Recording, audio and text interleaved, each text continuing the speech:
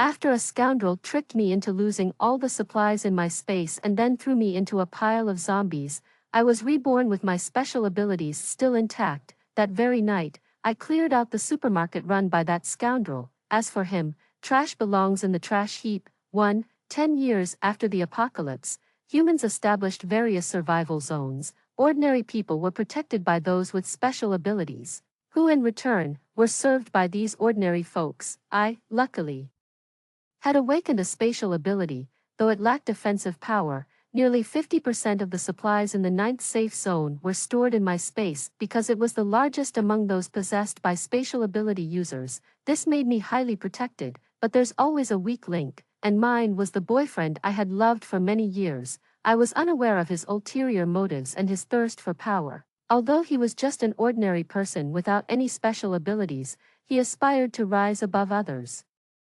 Before being thrown into the zombie pile, Victor, holding his mistress's hand, smiled at me and said, "Marina, thanks for the supplies. If I become a leader in the safe zone, I'll burn some money for you in the afterlife." The hell with that, Victor, I won't let you off even in death. However, I didn't get the chance to shout these words. In a blink, everything went dark, and I lost consciousness, too. When I regained consciousness, the TV in front of me was broadcasting the news. New York Times.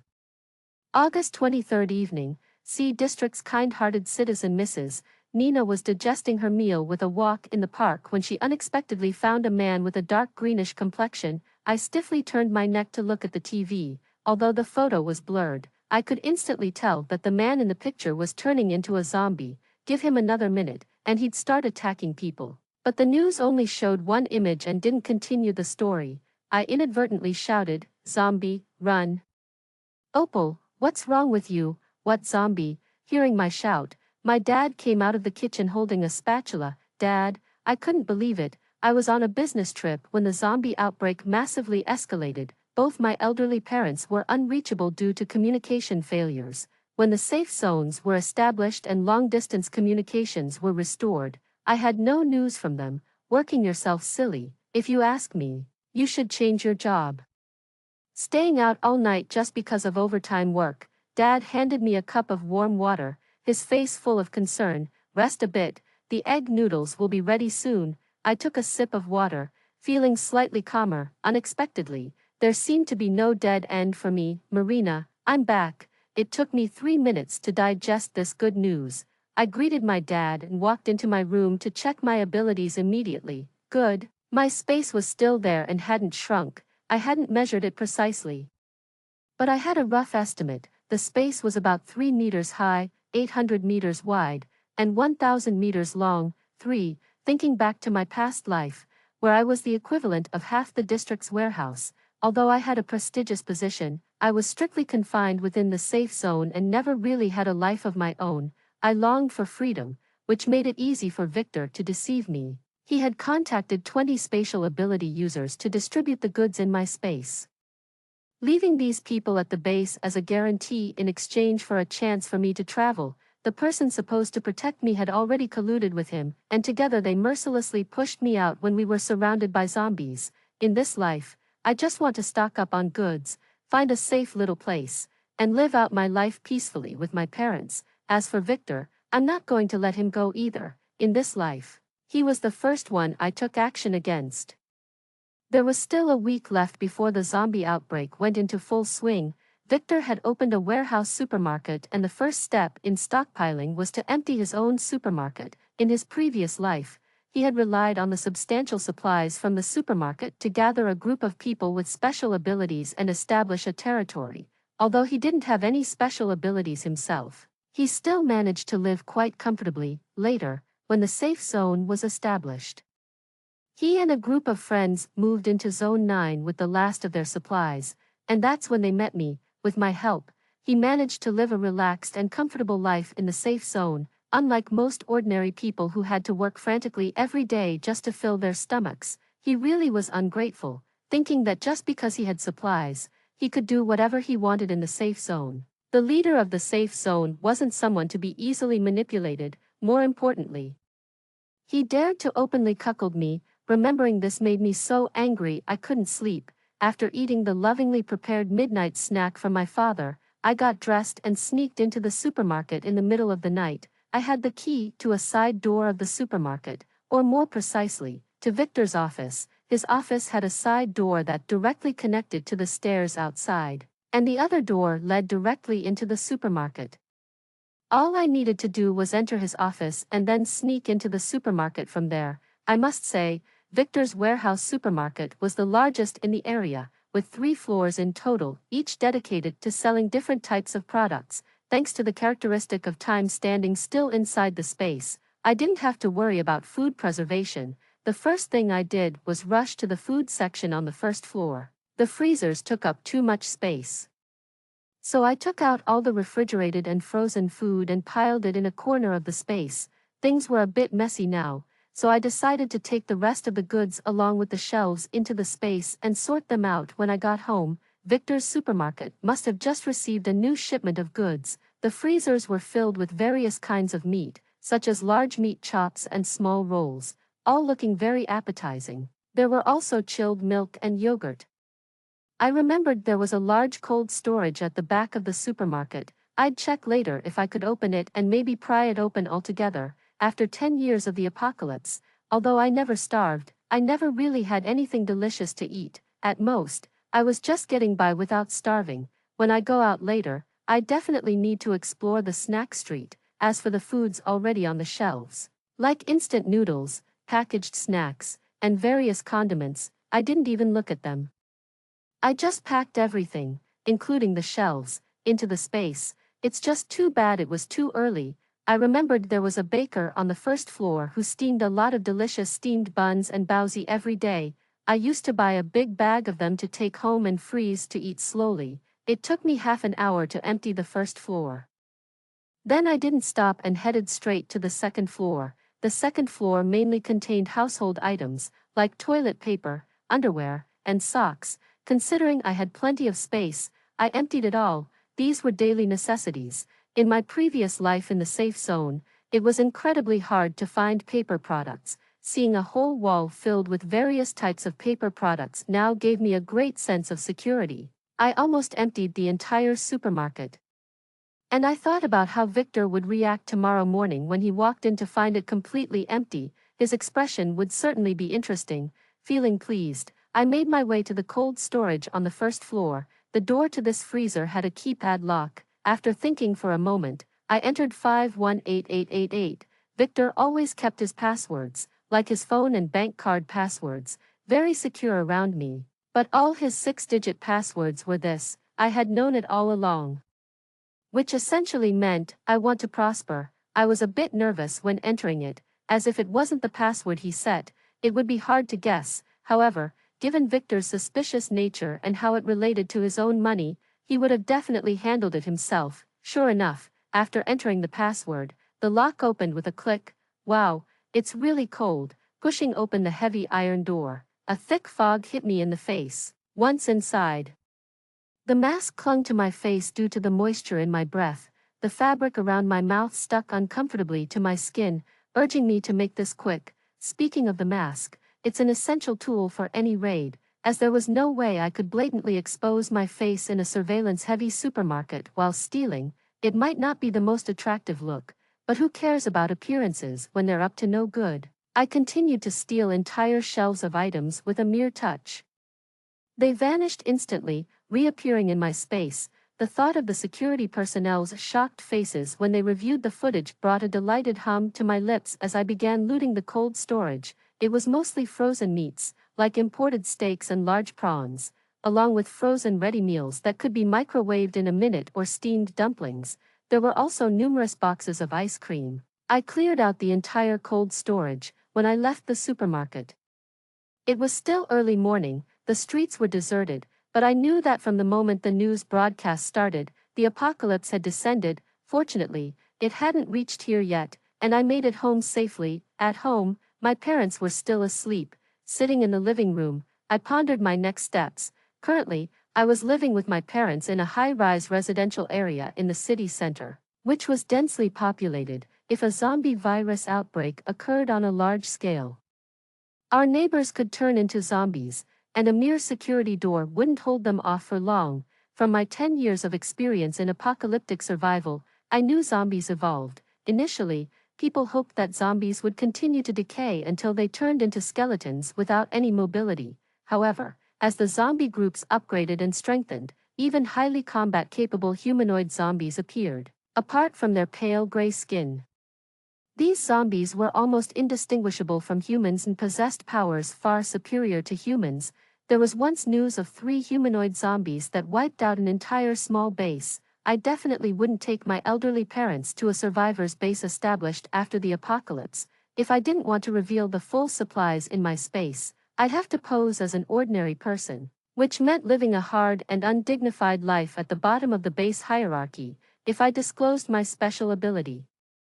The base's control over space-related abilities was strict. They not only severely restricted personal freedom, requiring compliance with their commands, but they also regularly audited the supplies in the space, making it impossible to keep a large stash of supplies. The best plan was to find a safe place, like an underground bunker, and form a small team with a few powerful allies. A smaller team meant less living energy to attract high-level zombies and less internal strife. We would have one common goal: to survive peacefully. Having survived 10 years in the apocalypse, I was somewhat familiar with the top human abilities and had some candidates in mind for my team. After deciding on the members, I picked up my car keys, stepped out, and continued my shopping spree. While it was still early, I needed to ensure I had enough supplies to support the future team members. My first stop was the vegetable market. At 4 or 5 in the morning, the market was bustling. Trucks loaded with fresh vegetables were coming and going, and the vendors were busy moving crates up and down. As I wandered through the vast expanse of the market, I finally stopped at an inconspicuous corner. There, a lean young boy and girl were busy unloading vegetables from plastic crates onto a stall that was only half set up. Noticing me lingering around, the girl wiped her hands and approached me. "Sister, what would you like to buy? Our vegetables are all organically grown by our family. Completely natural and pollution-free, both fresh and clean. I'll take everything," I declared with a wave of my hand, ready to buy out the entire stall. "What?" the girl asked, clearly puzzled. "I mean it, I'll take all the vegetables on your stall." "Sister, that's quite a lot of vegetables. Are you joking or serious? I'm purchasing from my company's canteen. We can finish these in a day." "Is that boy helping you, your brother?" "Yes. That's right, we're twins." I had found the right suppliers then. Pulling out my phone, I asked, "Little sister, could you calculate the total cost? However, my car can't fit all of it. Could you help deliver it to the garage at Unit 103, Building 3, Ideal Home Community?" Sure, I'll calculate it now and have my brother deliver it in our truck shortly." As a big sale was at hand, the small electronic scale at the stall proved insufficient. The girl borrowed a larger one from a nearby vendor and, alongside her brother, they hustled to load the priced vegetables back onto their truck, both drenched in sweat. By the time the total was calculated, the sun had climbed high into the clear blue sky. "Sister, the total comes to 7,982 yuan, but I'll round it down to 7,900 yuan for you." "No problem, I've made the transfer." I paid promptly and then followed their truck to my home's garage. Why not leave these baskets here for now, so it's easier for others to move them later? Let's exchange contact details. You can come back for the empty crates this afternoon. I'll take the same amount of vegetables tomorrow. The siblings had no objections, but just as they were about to leave, the sister tugged at my sleeve. "Sister, do you need vegetables every day? We have a large garden at home, and if you need them daily, my brother and I can deliver directly here." "Yes, every day." Great. "Oh, sister, I almost forgot. Here's today's bill. I gave you the lowest prices. No need to check. I trust you." Perhaps they had never encountered such an easygoing customer, for the siblings were overjoyed, hopping into their truck and waving cheerfully as they left. I watched them go, then turned to pull down the garage door. It only took a few minutes to store all the fruits and vegetables filling the garage into my space. Then I stacked the empty crates to the side. Little did I know, these innocently cheerful youths would one day become the notorious Gemini twins, ruthless killers. In the 8th year after the apocalypse, the Gemini twins emerged. Sister Opal was a metal elemental close combat assassin, while brother Simon was a water elemental ranged mage. Together, they perfectly coordinated a bloody purge of the leadership and the group of ability users at a major base. The reasons behind it, well, that's a long story. The siblings had lost their parents early and were raised by their grandparents. Originally, the meager pensions of the elderly couple were just enough to support the children's education. Who would have thought that a malignant tumor would be discovered in Grandpa's liver, and the exorbitant treatment costs were daunting for the elderly couple. Over the years, the elderly had managed to save a little money. Originally, Grandpa wanted to leave the savings to his two children for their future after his passing.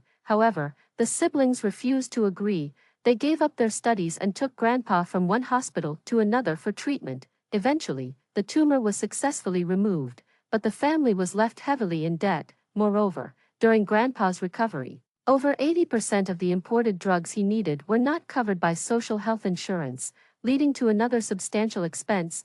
Nevertheless, the siblings were determined. They cultivated the family land, toiled daily in the fields, and sold vegetables early in the morning. After covering the cost of the medication, the little that was left barely sufficed to sustain their livelihood, but their fragile balance was shattered when the apocalypse arrived. Numerous safe zones of varying sizes were established during the apocalypse, and the siblings, along with their grandparents, chose to join a major base. To ensure their grandparents could enjoy their later years in the base, the siblings volunteered to serve loyally at the base. Growing up together, the siblings had a high level of understanding between them. Whether it was fighting zombies or eliminating enemies, they coordinated flawlessly, striking with precision. The person in charge of the safe zone benefited from their talents but acted ungratefully by merely sending the elderly couple to a supposed safe place for aging care under the supervision of a healer. In reality, they were placed carelessly in a location with harsh conditions, no proper care, and insufficient food, leading to the grandparents' demise soon after. The higher-ups in the zone kept this news hidden, and the siblings were oblivious, even when they eventually found out.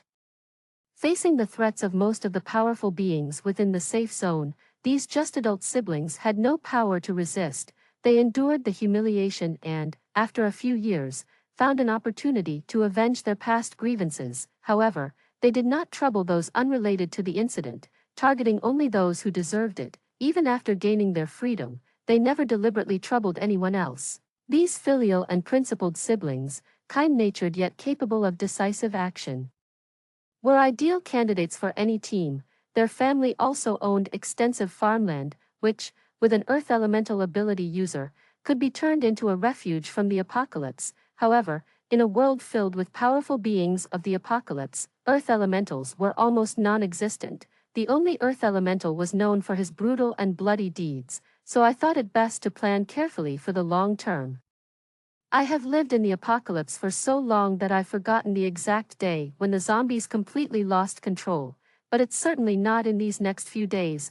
Walking through a street bustling with the scent of fireworks and snacks, I pulled out a foldable cart from the car and began my sweep for delicious food, starting with 20 packs of octopus balls and 40 bowls of grilled cold noodles, which are quite tasty and don't take up much space. I also packed 5 servings of snail noodle soup since I already had bagged instant versions in storage. Oh, and I made sure to ask the vendor to add fermented bean curd, chicken feet, fried eggs, and pig trotters to each bowl. The rice noodle roll tasted great too, especially with the pickled pepper sauce. Super delicious. The vendor was quick, and it didn't take long to prepare the 30 servings I bought. Dragging the almost full cart, I happened to pass by my regular bun shop. The steaming hot buns had just come out of the oven, and I couldn't resist. I bought the entire batch of over 300 buns, piling them up like a small mountain on my cart. With few people on the snack street during the day, I found a secluded corner to stash everything into my storage space, then nonchalantly continued my food hunt with the now empty cart. Stuffed bread, starch sausage, grilled gluten, egg burgers, fried chicken, pancake rolls, cold skins, cold noodles, stinky tofu, grilled chicken legs, bobo chicken, fried yogurt, egg waffles. After 5 rounds of filling and emptying the cart, I finally reached the end of the snack street. I picked up the folded cart and carried on. I started my shopping spree again from the very first store where I had begun earlier. It must have been the first time anyone saw snacks being bought in bulk, so the shopkeepers remembered me quite well. Thus, when they saw me pushing an empty cart back for more, they were all stunned and asked, "My goodness, where did all that you bought go?" "I was buying afternoon tea for a company gathering. My colleagues have just driven away with the stuff." "Yes, that's right, our company is quite large, with over 1,000 employees. Don't worry about the snacks getting cold. We packed everything in insulated boxes and delivered them directly to the venue. It's not too hard. This is also a way our company shows care for its employees. They eat, and I shop." The gathering lasts quite a while, with everyone enjoying food, drinks, and fun. After handling those questions, I ended up circling through the snack street 3 times. Next, I went to a few restaurants to pack different kinds of boxed meals. When buying these meals, I didn't have to be too cautious. I parked the car in front of the restaurants, loaded hundreds of boxed meals into the trunk, stored them in my space, and then drove to the next restaurant to repeat the process. While I was enjoying my shopping spree, my bank card showed insufficient funds when I tried to make a payment. Fortunately, my credit card still had a credit limit of over 100,000. With only a few days of peace left, I quickly bought everything I needed, and even things I didn't. As someone with space-related abilities, having my space filled with supplies is my reassurance and source of security. Time flew, and it was almost evening before I remembered the cargo boxes in the garage. I hurriedly called Opal to come and pick them up. As soon as I arrived home, I saw Victor with bloodshot eyes, standing with 2 policemen at the entrance of my building. Seeing me drive up, he quickly approached and exclaimed, "Marina, I've been calling you all day. Why didn't you answer? Did you call me?" I was about to take out my phone when I suddenly remembered that the first thing I did upon waking up was to remove and block his contact details from all our family phones, so I put my phone back in my pocket. "What do you need from me?" My supermarket was completely emptied out, Victor said hysterically, gripping my wrists. "Let go, you're hurting me." I freed myself from his grip. "Besides, are you insane? A supermarket can't just be emptied out like a small shop." The thief entered through the door near my office, and besides my parents, only you had the key. "What's your relationship with the thief? What are you talking about? This is absurd. If you're sick, go see a doctor and stop acting crazy here." I turned to the policeman standing beside us. "Officers, it's true Victor gave me the key to his office, but I've never used it, and how many thieves would it take to empty a large supermarket overnight? Aren't there security cameras? I suggest you check the surveillance footage." Surviving 10 years post-apocalypse, though protected by a base, I was not entirely inactive. At least, I was absolutely sure that even if they scoured the surveillance footage, they wouldn't find anything implicating me.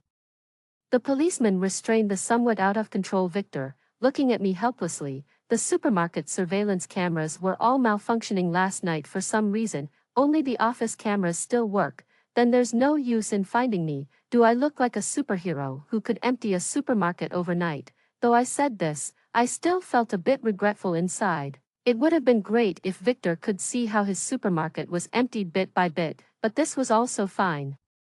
It meant less trouble for me. At least there's no news of any superpowered individuals showing up yet, so I can freely and recklessly stock up on supplies for a few days. Victor still thinks this affair has something to do with me, constantly harping on about it. It's really annoying, but he keeps dragging me into it, so I can't leave. Just then, Opal and her brother Simon drove up in a truck to pick up some crates. Victor was on the verge of collapse. He had opened the supermarket with a loan, and not to mention the goods on the shelves. The warehouse alone held goods worth hundreds of thousands.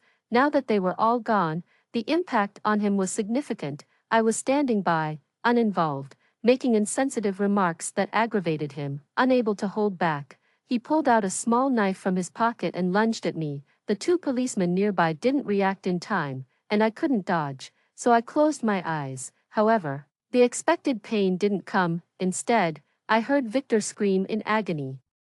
It turned out to be Opal. She had leapt forward and kicked the dagger out of Victor's hand. Seeing Victor clutching his wrist, half kneeling on the ground and crying out, I knew her kick was powerful. Seeing Victor pull a weapon, the policemen finally got serious. They detained Victor and, before taking him away, didn't forget to apologize to me.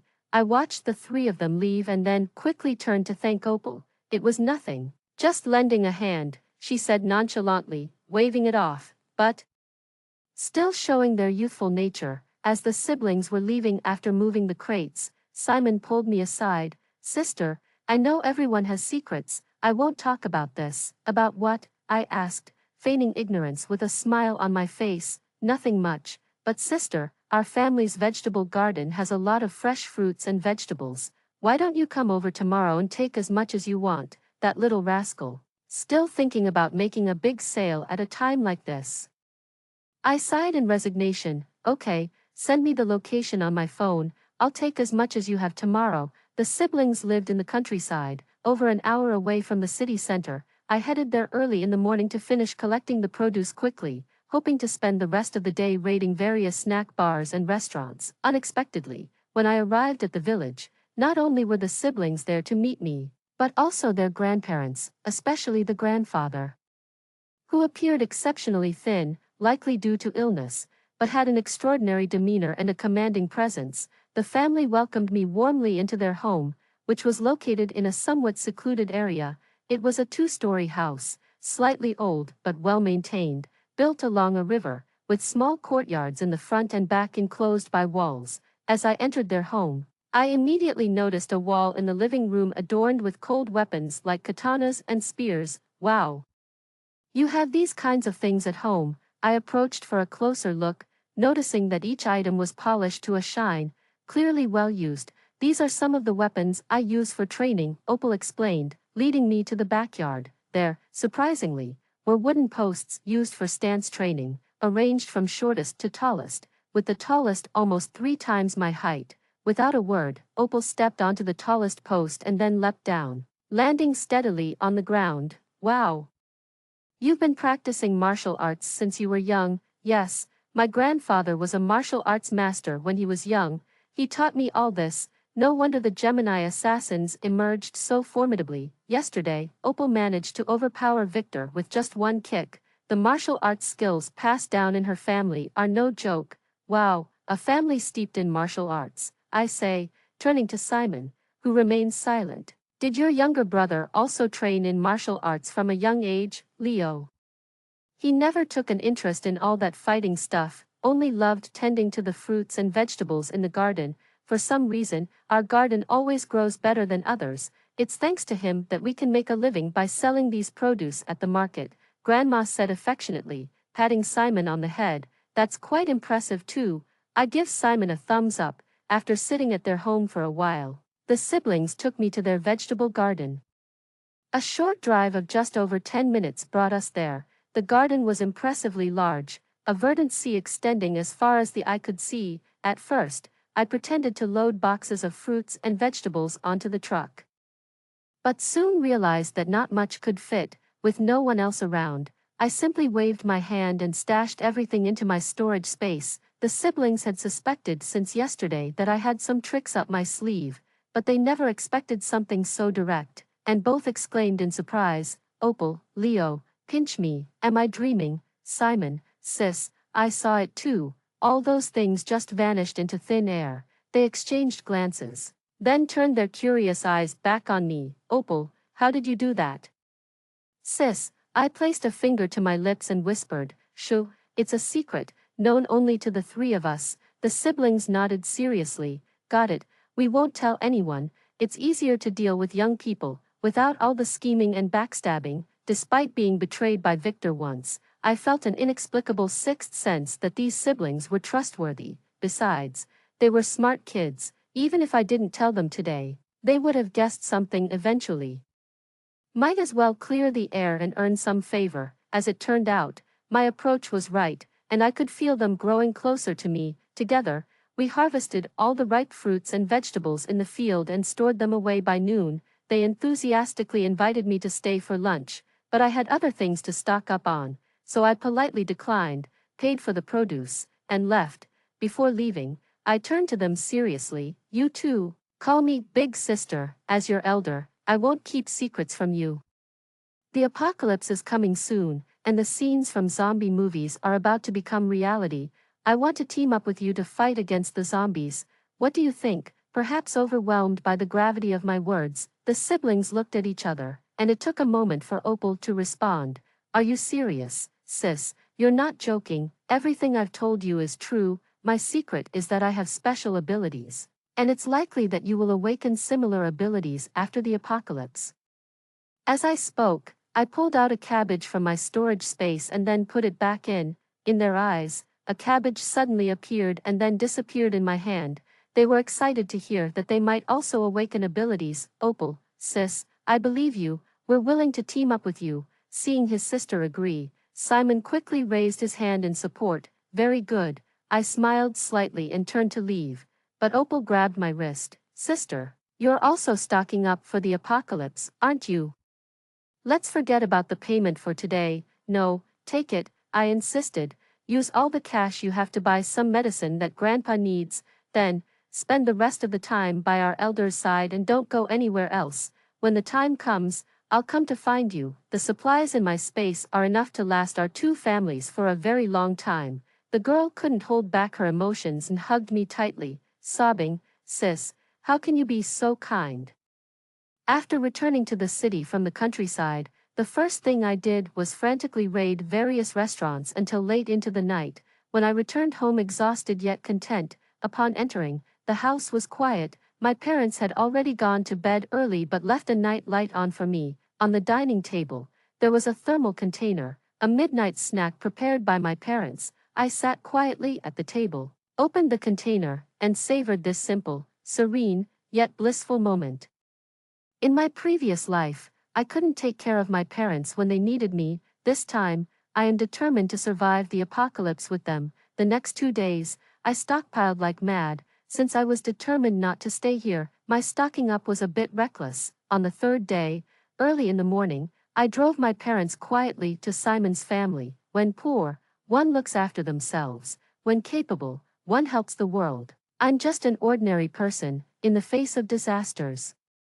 The best I can do is protect the people close to me. However, before leaving, there was one regret: not having the chance to personally deal with Victor, that scoundrel. I never got the chance these past 2 days because Victor was detained for 7 days for attempted assault with a knife. Without the vast resources of supermarkets in this life, he, just an ordinary person, probably won't have a good life ahead. I guess I'll have to find another opportunity to deal with him later. I stepped on the gas, speeding towards Simon's family under the cover of the deep night. The village was quiet at night, and Simon's family's remote location meant that the few surrounding buildings were empty, so our arrival didn't stir any noise. Considering that the older generation has traditional views and less adaptability, we didn't tell our parents about the apocalypse, merely mentioning that we were passing by and staying overnight. The night passed peacefully, but in the morning, the rooster that always crowed on time was strangely silent. As the old man was about to check the chicken coop, I signaled to Opal, and she quickly stopped him. "I'll go check what's happening," I said cautiously as I pushed open the door. As soon as the door opened, I saw feathers all over the yard and dried blood stains on the ground. It seemed that something had changed outside while everyone was sound asleep last night. Early in the morning, the fog was thick, only allowing a vague view of the yard. The distance was shrouded in fog, seeming to hide moving shadows. I quickly shut the door. "A weasel ate our chickens." "No, that doesn't seem right. It couldn't have caused such a mess." The old man glanced at the yard, unable to figure out what had happened, and was about to go out to investigate when he was stopped again by the siblings. "No, you kids have been acting strange since yesterday. What are you hiding from me?" Opal wanted to explain but didn't quite know how to do it properly. Just then, a hoarse roar erupted from outside as something strange emerged. I recognized the sound. It filled my ears in the final moments of my previous life. I thought I wouldn't be afraid, having resisted revisiting those memories. But hearing the sounds of zombies again, I couldn't help but tremble uncontrollably. The old man, previously puzzled by the death of his chickens, stopped worrying and quickly helped me, along with his granddaughter, to a sofa nearby. "Sister, what's wrong with you? You're shaking so badly." "Lock the door. There are zombies outside." "Zombies?" The siblings acted swiftly, rushing to check if the door was locked securely. They then ran up and down the house to inspect all doors and windows, drawing the curtains along the way. After resting for a while, I felt much better, especially with Opal by my side, practicing her swordplay with a katana, which gave me a great sense of security. Her movements were simple yet sharp, her swordplay powerful and majestic, as if each strike could split mountains and rivers. Suddenly, she switched her grip, tapped her toe, and the back of her blade flashed by. Her swordplay then became light and elusive, like clouds chasing the wind, incredibly fast and capable of taking lives in an instant. This was no mere martial arts. Opal, despite her young age, was a true martial arts master. With Opal around, dealing with those slow-moving, clumsy early-stage zombies was like slicing through vegetables. The knot in my heart unexpectedly unraveled. By now, chaos had erupted outside. Fortunately, Simon's family's home was somewhat secluded, with only a few zombies attracted by the chicken blood spilled on the ground nearby. But we couldn't afford to be complacent. We had to clean up the bloodstains in the yard. I noticed Opal's movements slowing down, and eventually, she knelt, leaning on her katana, gasping for air with a pale face. "What's wrong? Why are you so low on energy today?" Opal tried to get up, unwilling to believe her strength was failing her. I suddenly realized both siblings were among the first to awaken their special abilities. They were probably showing early signs of awakening. Their internal energy was chaotic, and their nascent abilities and bodies needed time to adjust. The stronger the abilities, the longer this period of weakness. After I briefly explained this to Opal, she sighed. "So that's it." The next second, she lay down with her katana and peacefully passed out. "No, couldn't you have made it to the bed before fainting? Also, did I forget to tell them that although I also have abilities, I'm really a novice in combat?" Almost at the same time, Simon also fainted from weakness, leaving me, the least capable, alone with the elderly. Though I assured them that the children were all right and just needed plenty of rest, the grandparents were quite worried. I asked them to stay by the children's sides while I went out with my father, shovel in hand, to remove the blood-stained soil. "It's fine, it's fine, it's fine. The zombies are sluggish now, only slightly stronger than an average person. I can take down 3 with a shovel." While I was nervously reassuring myself, Mr. William was much calmer. He carried his shovel, boldly stepped out the door, swiftly scooped the bloodied soil into a plastic bag, then tied the bag tight, brought it inside, and with a thud, threw it into the river next to the backyard. The 3 zombies howling outside the wall didn't affect him at all. His hands didn't even tremble throughout the process. After smoothly completing a set routine, William didn't rest. Instead, he picked up an inconspicuous black barrel from the corner of the backyard and poured its contents over the top of the wall. Ugh, I was about to be curious about what it was, but the strong stench that followed made me step back 3 feet. "Dad, what on earth are you handling? It smells awful." "Heh, that's Grandpa Matthew's composting manure barrel."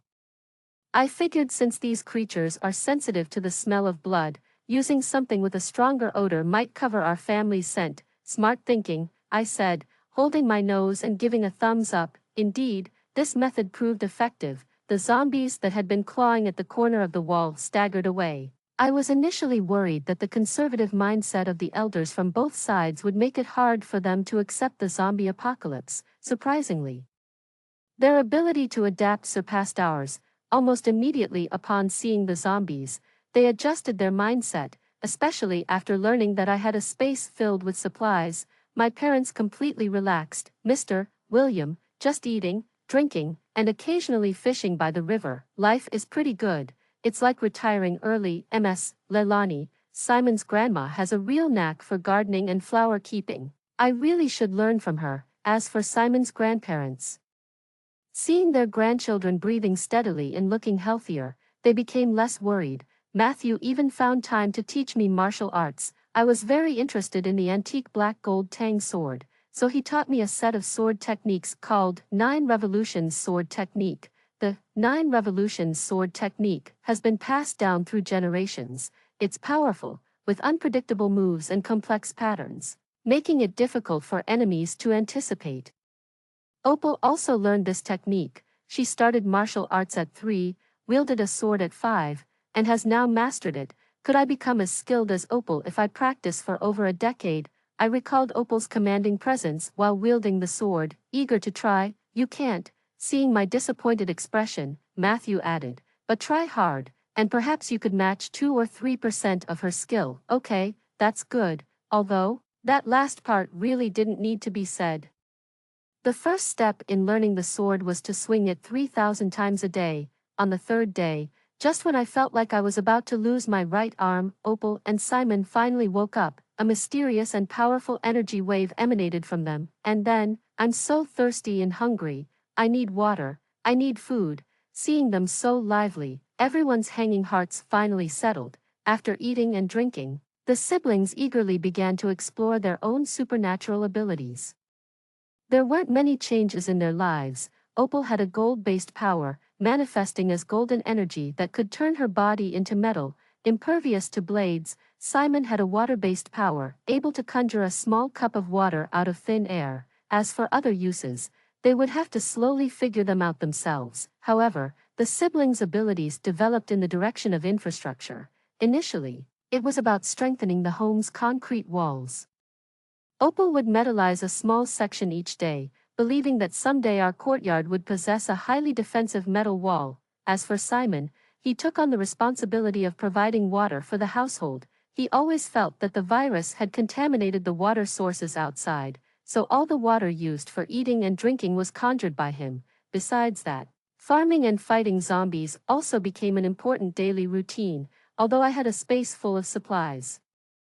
It was clear that everyone was not the type to just sit at home and do nothing, so every morning, Opal would drag me out for martial arts practice, then the siblings would pull me along, armless warrior Marina, on our way to the vegetable plot. While clearing zombies along the way, I almost reached the vegetable garden. I started watering the plants, weeding, and catching pests, then harvested the ripe vegetables and fruits, storing them in my space. As time passed, the zombies became stronger and crystals began to appear in their brains.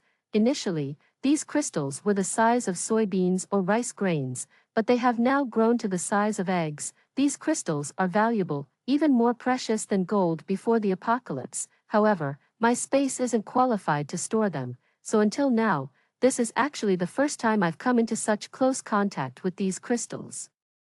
Opal is the main damage dealer in our team, while Simon provides support. I follow behind them and pick up the leftovers, so, after obtaining the crystals, I intended to give the largest share to Opal, a smaller share to Simon, and keep just a small fraction for myself. Unexpectedly, the siblings didn't care at all and insisted I store all of it in my space.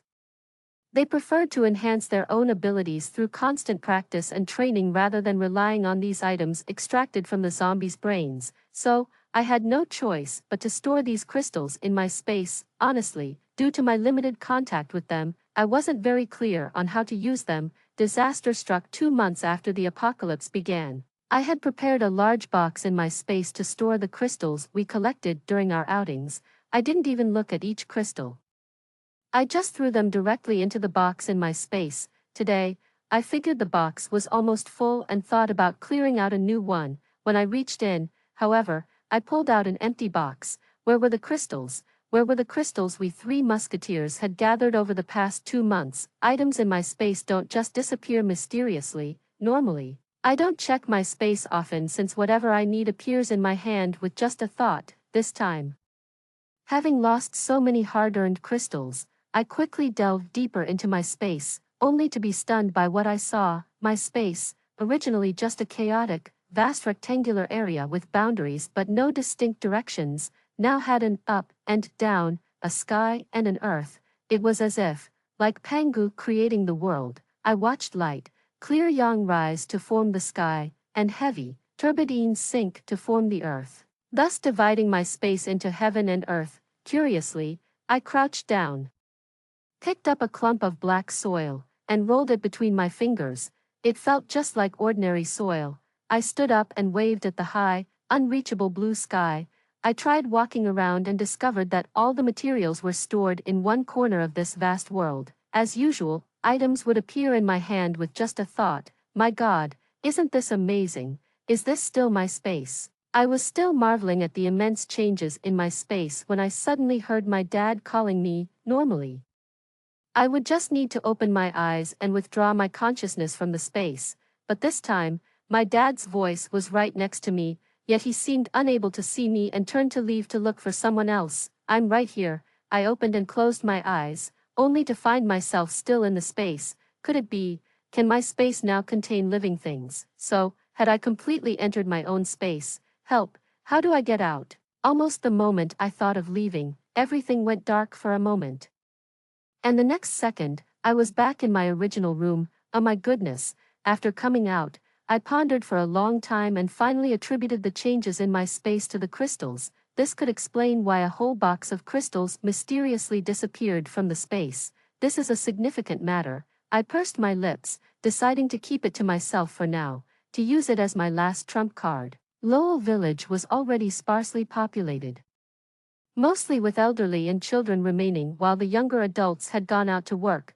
Those who couldn't cope had turned into zombies, and the rest were hiding at home with their doors tightly shut. In the countryside, every household has extra grain, even a few months' supply wouldn't be a problem. As a result, the village has been quite peaceful recently. Only when we passed by houses did someone occasionally crack open their tightly shut windows to ask us about the situation outside.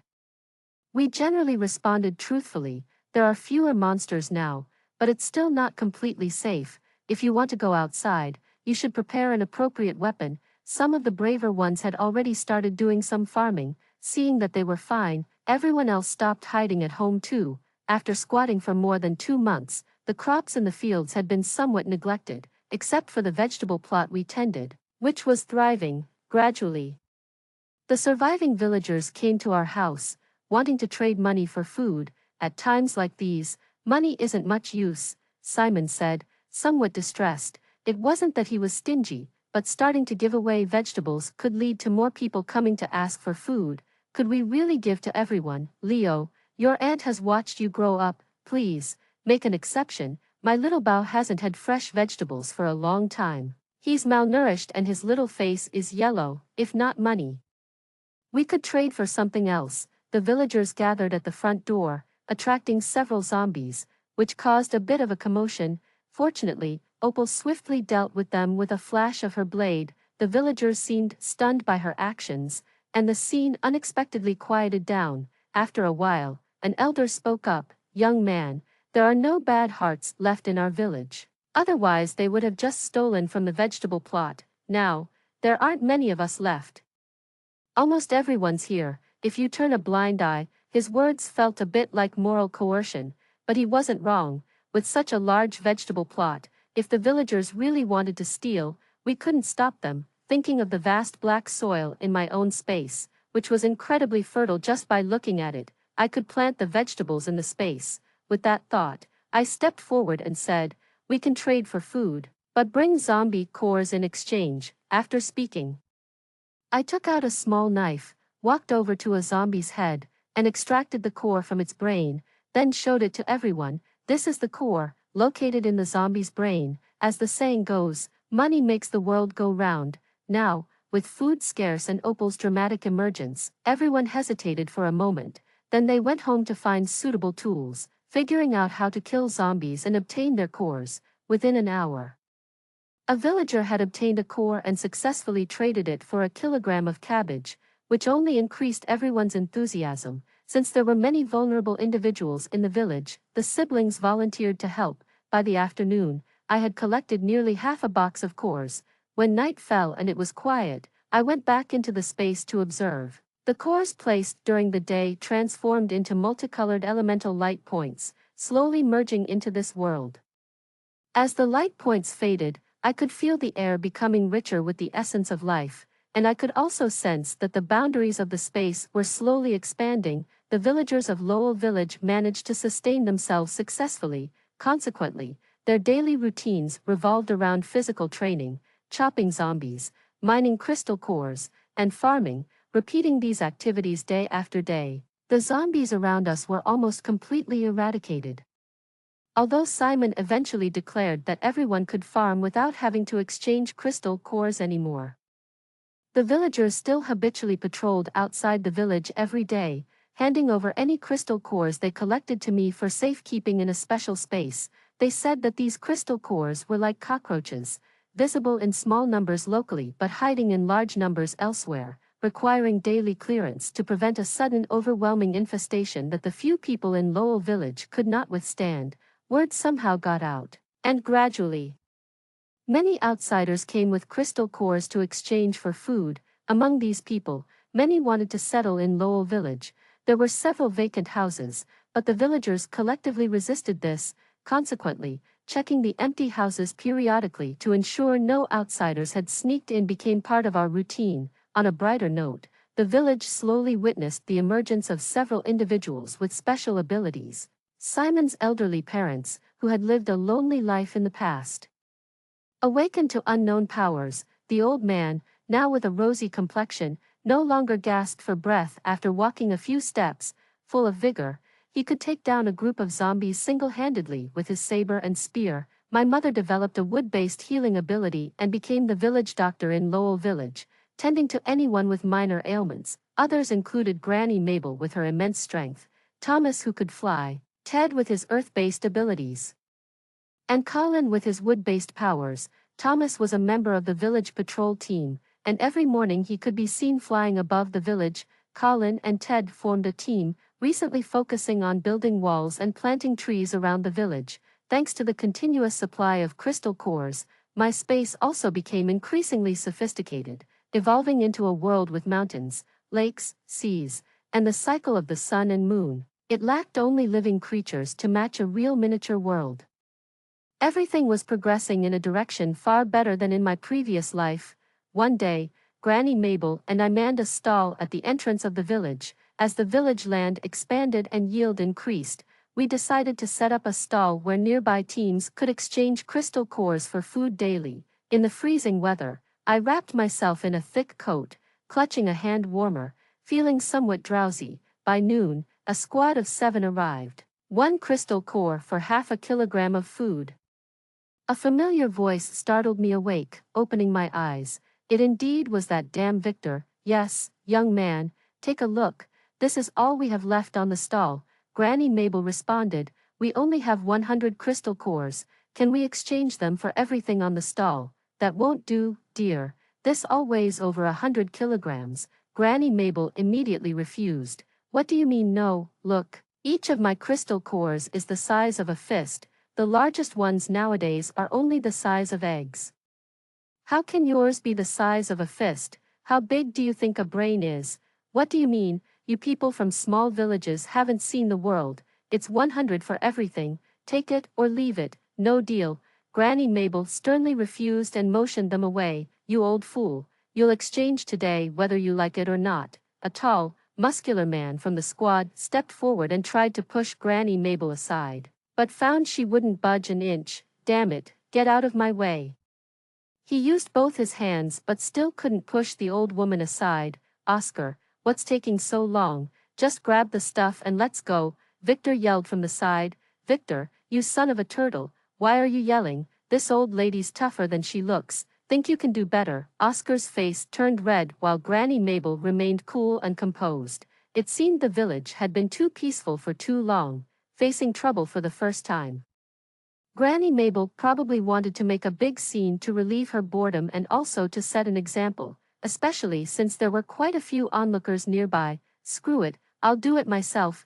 Humiliated in front of everyone, Victor was seething with anger and aggressively kicked towards Granny Mabel. In the next instant, his leg was caught by Granny Mabel, who casually grabbed it and twisted fiercely, turning his leg into a twisted mess as blood sprayed out, covering both me and Granny Mabel. Ah! I didn't control my strength again. Quickly, call Leo over to clean us up. Granny Mabel nonchalantly shook her hand, ignoring Victor who had fainted on the ground. The sight was satisfying and also served to intimidate everyone present. The group sheepishly left with their bags, and it seemed none of them were particularly skilled. In their haste, they even forgot to drag away the unconscious Victor. By the time everyone had left, he still hadn't woken up. Granny Mabel was a bit uneasy. Should we take him to your mother to have a look? I don't want him to die. I just wanted to scare the petty criminals, not kill anyone. It's fine, you pack up and go back. I'll handle him, a grown man like him. Can you even move him? And where are you going to take him? I'll find a safe place to leave him, maybe give him some food. After that, his fate is his own. Maybe I should do it. Young lady, you shouldn't get your hands dirty. Don't worry, Granny Mabel. I'll make sure everything is taken care of. After convincing Granny Mabel to leave, I looked around to make sure no one was watching. Then I threw Victor into my space, planning to drop him off in a place crawling with zombies. In my past life, he caused my death among a horde of zombies. This life, I'd let him experience being devoured by them. Along the way, I gathered a bunch of zombies and found an abandoned factory where I finally let Victor out. He finally woke up, but didn't recognize me. Pleading incessantly, "Ma'am, please let me go. I underestimated you today. I was blind. Victor, open your damn eyes and see who I am." "Marina." Victor's eyes widened. "Marina, for the sake of our past, please take me back to the village. Find me a doctor, and food." "Why do you think I would listen to you?" I finished speaking, pointing to the side, and the shelves from Victor's supermarket instantly fell to the ground, raising dust. Victor, choked by the dust, coughed violently. His eyes red with rage, cursing at me. "Damn it, Marina, so it was you who robbed the supermarket, you thief, bitch. Understand your current position." First, I sealed his mouth with tape, then pulled out a thick hemp rope and tied him to the central load-bearing column of the factory. Victor wanted to resist, but times had changed. After months of wielding a knife and being a superhuman myself, subduing him was a breeze. After securing him, I retrieved the items from the shelf and released dozens of zombies I had stored earlier, then quickly left the scene. The zombies, attracted by the strong scent of blood on Victor, drooled and roared as they pounced on him. I turned around, exited the factory, closed the heavy iron door, and wrapped it with chains. Victor, an eye for an eye. We're even now, 8 years post-apocalypse. Lowell Village safe zone was officially established. By then, perfect humanoid zombies had appeared nationwide, devastating many small bases. Through daily training and combat, everyone in Lowell Village was capable of fighting zombies, but the humanoid zombies still posed a significant threat. The training intensified daily until one day, we encountered the rumored perfect humanoid zombies. There were 2 of them.